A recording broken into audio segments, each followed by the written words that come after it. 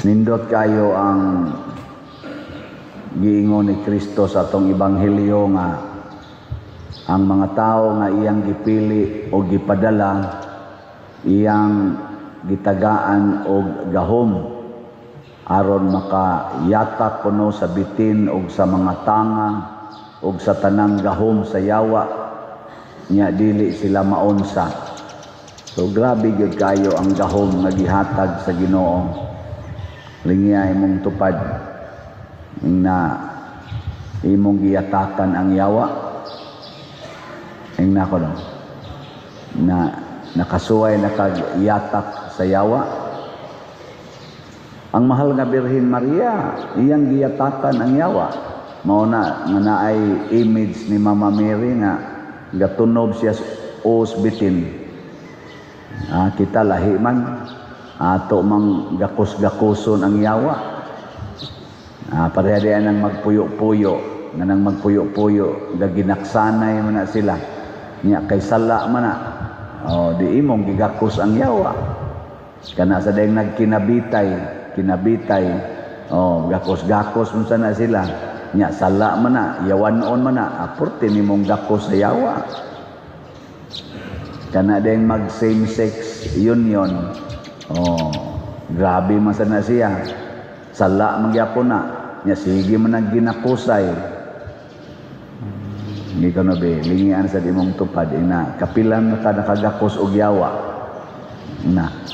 Kapilan na ka nakagakos og yawa ba? Kana sa ding mga manag-uyab, nga wapay kasal, premarital sex, yawa-yawa magyapon na.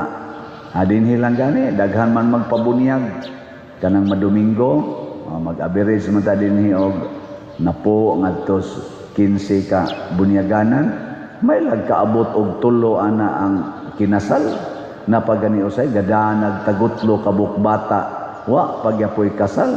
Ni porte nimong gakos-gakos sa yawa. Usahay dili gakos-gakos, agbay-agbay.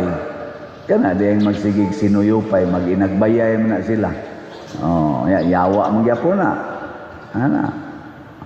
Inagbayay kanang mga palahubog, sigig inom, hubog na kayo, mangutang pa, manghasi pa, yawa man na, pero mag-inagbayay na sila.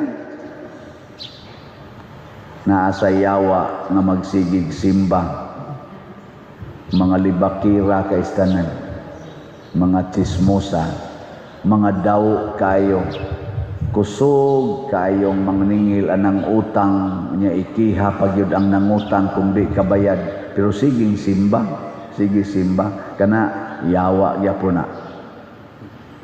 Nakaron unsaon man nato paggamit ang gahom sa yawa ang gahom sa Ginoo.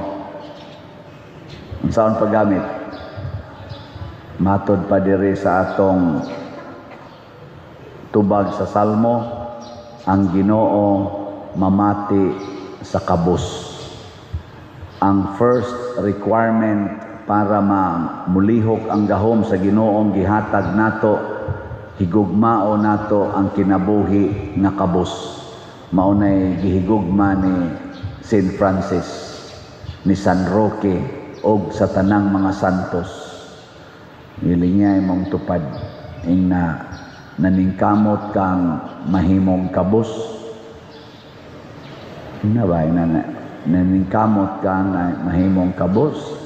Kay ang ato bali man ang atong kuan, nailad man ta siyawa, maningkamot man tang mahimong dato. Na stress naman lang gitag sigig tigo man ang kwarta kay para maarang-arang kahimtang. Pero ang sakto di ay sama ni St. Francis, paningkamot nga mahimong kabus kada adlaw.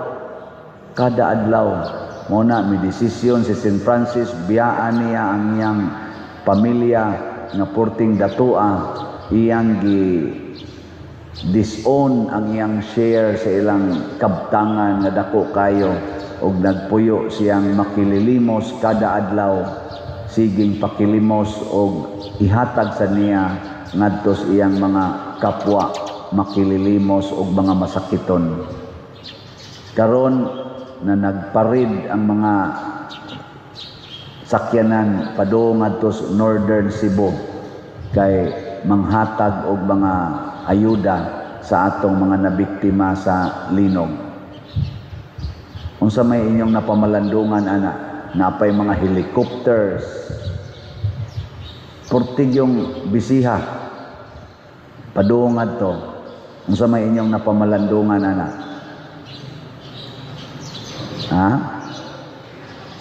Mao na siya gahom sa kabos. Ang gahom sa kabos mo-attract na siya og mga tao. Basta ang taong kabos na tinuod yung kabos, mo-attract na siya og mga tao. Pero kanang dato mo distract, mo palayo ang mga tao ana. Dato ba? At tanawa, ang Northern Cebu, lang nga igo slinog, nahimo naman silang kabos, ilang balay, nga bungkag, ilang mga kuan, kaliwat, kadugo, nga matay o kaha, nasamdan, nga bali. Di nahimo na silang kabos. Ni-attract silang mga tao. Pero sa una, wa man ta mo adto dito, katungo pa ilinog. Ngayon sa man, ganahan mo nga kita na sa linogon diri, kay kita na sa mo attract. Lingo da yun, lingo. Sultihan ta mo, dili ra ang mga tao mo'y ma-attract sa kabos. Ang Ginoo, malipay kay siyas kabos. Ayago nang gideclare, bulahan kamong mga kabos, kay inyo ang gingharian sa langit, na pagigiingos Kristo. Sayang gingon, unsay inyong buhaton sa labing ubos or labing kabos, mo na inyong gibuhat nga rin ako. Grabe kayo ang pagmahal ni Kristo sa kabos. Masaman, gusto mong higugmao ni Kristo? Gusto, dili. Kinsay gusto higugmao ni Kristo? Taas ang kamot. Ang di mo pataas, sa demonyo na ha. Di sa ato pa, ang iyang higugma, ang kabos man, maningkamot ang mahimong kabos. Ngayon sa may usas mga paagi aron mahimong kabos, palit og slat. Dugaya, jutay kayo nakatubag dayon, naduha ra ka buok. Kanaraman god, palit og slat aron nga mahimong gyud kang kabos. Kay nga tong slat gamiton man nato para sa mga kabos. Karon tulo ni kabuk atong slots na. Ang atong grace, kabos pa man tong atong unang parokya nga doon na tayo project nga napay bayronon. Tagpila ni, tag 100 pesos. Grace, God's reward and complete elation. Pila na may atong halin, niabot na og 65,464 kaslat, napay 634,536 kaslots nga available. Nga doon na ni 70 slot challenge nga tag 7,000. Nga nga to sa dinhing sa tawagan na PPSC, ang atong halin niabot na sad og 30,786 kaslots, napay 69,214 kaslots na available nga tag 100 pesos per slot. Ang ikatulo na tong slot, ang DPR, katong atong itabang dito sa mga nangaigo sa linog, Divine Powerful Response.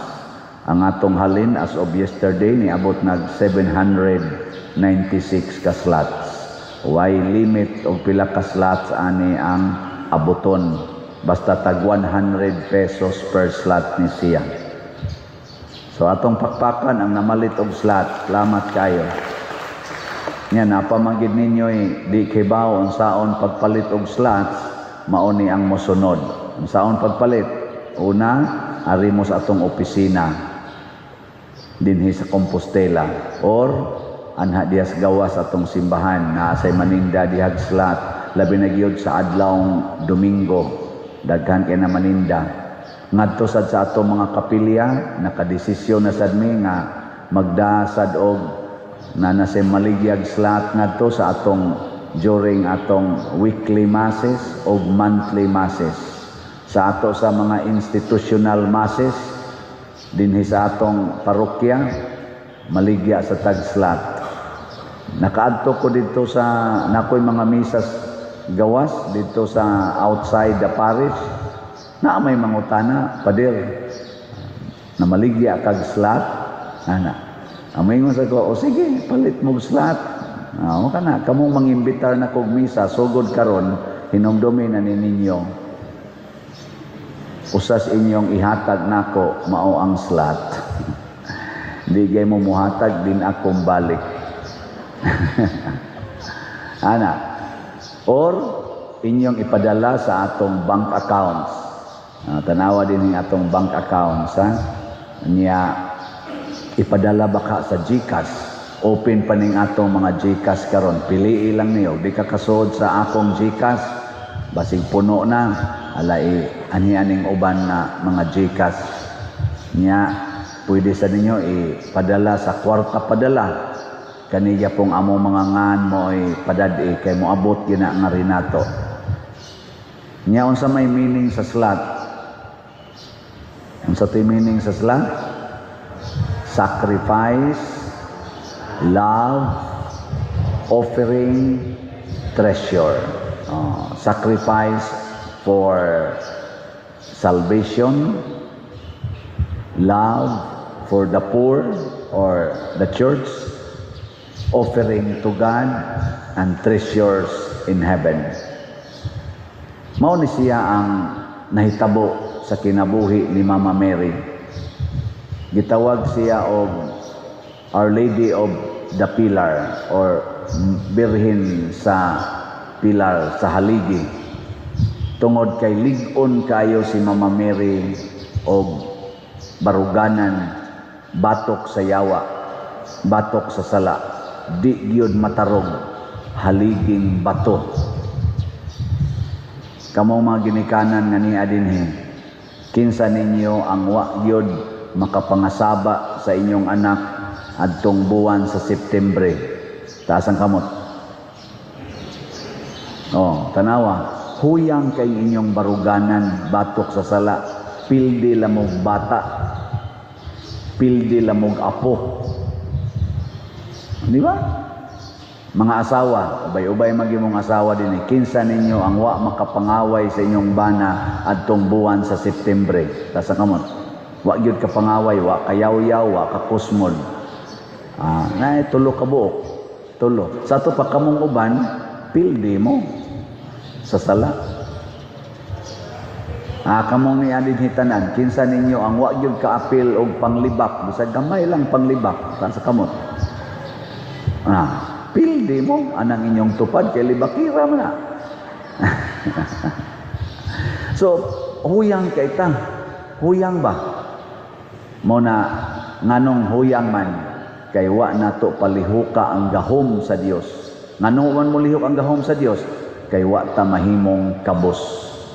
Ang mga apostoles pagbalik nila purti nilang lipaya, Lord, ang mga yawa ni sunod namo, ni tuman pag hingili namo, ang mga masakiton nga ayo, sus grabihas gahom Lord. Ngano man kay paglakaw nila giingnan mang Kristo, ayaw pagdag ilisan, ayaw pagdag kwarta, ayaw pagdag puntil, ayaw pagdag pagkaon, ayaw gani pagdaog extra share. Unsa man tong gi-instruct ni Kristo nila? Kinahanglan mahimo mong kabos. Kay kung di mo mahimong kabos, magdamog kwarta, din amo mo gamit sa akong gahom, ang inyong gamiton, ang inyo ng gahom sa kwarta. Maunay gigamit ron sa ato mga leader sa Pilipinas. Ilang usbon ang kamatuoran, ginamit ang kwarta. Wade mo kabantay. Wa mo kabantay? Dugay na mong nakabantay. Musalig pa mo sa gahom sa kwarta. Ayaw, ipalit na lang nag-slot. Ang gahom sa slot mo'y atong saligan. Unya, atong ibutang diha ang kwarta. Aron kining atong simbahan, ato na ning mabag-o, mabutangan og maayong lingkuranan, dili ning kay hurot-hurot, gubaon, ripironon, ana. Nag-contemplate pa ko karon kay wa man din ni mag-angay ang gidagko, ang gitas-o na ning atong lingkuranan.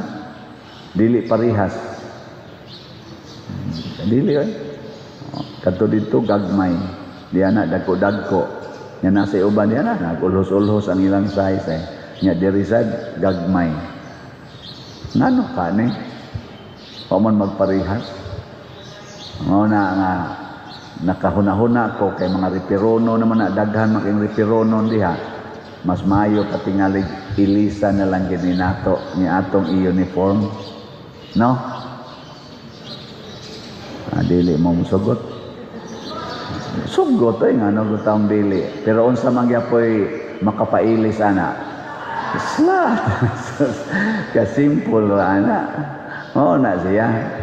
Ato nang kuanon niya ako matatong gihuna-huna nga maghimo tagdakong simbahan sa likod.